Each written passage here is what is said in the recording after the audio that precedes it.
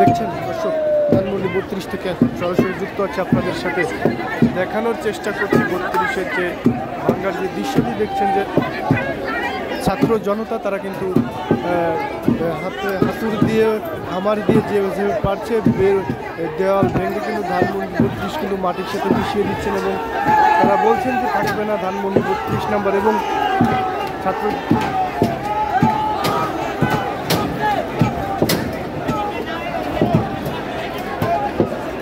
দেখছেন যে উপরে ভিতরে কিন্তু যে মেন বাসভবনটি আছে, যেখানে মেন যে বাড়ি, সেই বাড়ির ভিতরে কিন্তু আগুন ধরিয়ে দেওয়া হয়েছে এবং ভিতরেও কিন্তু ভাঙনের কাজ চলছে, ভিতরেও ভাঙছে এবং এখানেও কিন্তু দেখছেন ভাঙনের কাজ চলছে। দর্শক, আমরা এই মুহূর্তে অবস্থান করছি ধানমন্ডি 32 নম্বরে।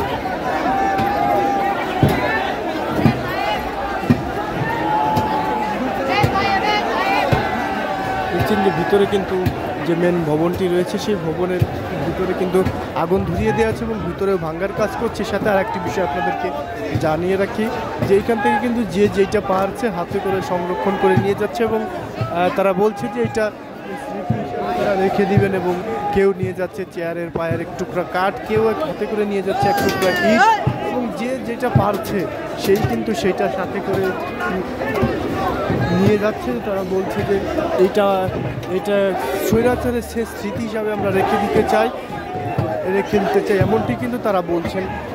দেখছেন যে হাজার হাজার ছাত্র জনতা কিন্তু রাত 8টার পর থেকে কিন্তু ধানমন্ডি 32 অবস্থান করেন এবং তারা কিন্তু এখানে এসেই তাদের যে তারা অবস্থান করেন এবং তারা এই 32 নম্বর অঞ্চলের কার্যকলাপ চালু করেন। দর্শক, তারা আজকে কিন্তু সাবেক প্রধানমন্ত্রী শেখ হাসিনার একটি বক্তব্য প্রচার হওয়ার কথা ছিল ছাত্রলীগের অফিসিয়াল পেজে, সেটাকেই কেন্দ্র করেই ক্ষুব্ধ হয়ে কিন্তু ছাত্র জনতা কিন্তু আজকের এই উদ্যোগ নিয়েছেন। সরাসরি আপনাদেরকে দেখানোর চেষ্টা করছি।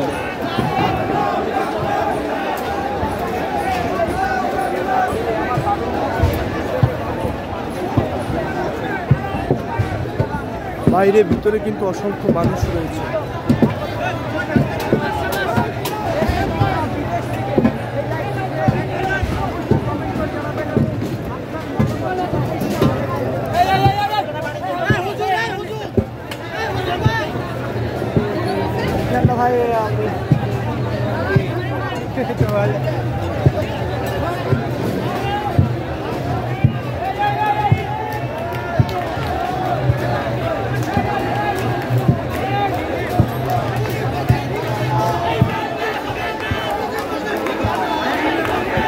বাইরে ছাত্র জনতা কিন্তু বিভিন্ন স্লোগান দিচ্ছেন এবং তাদের যে শক্তি জানান দিচ্ছেন।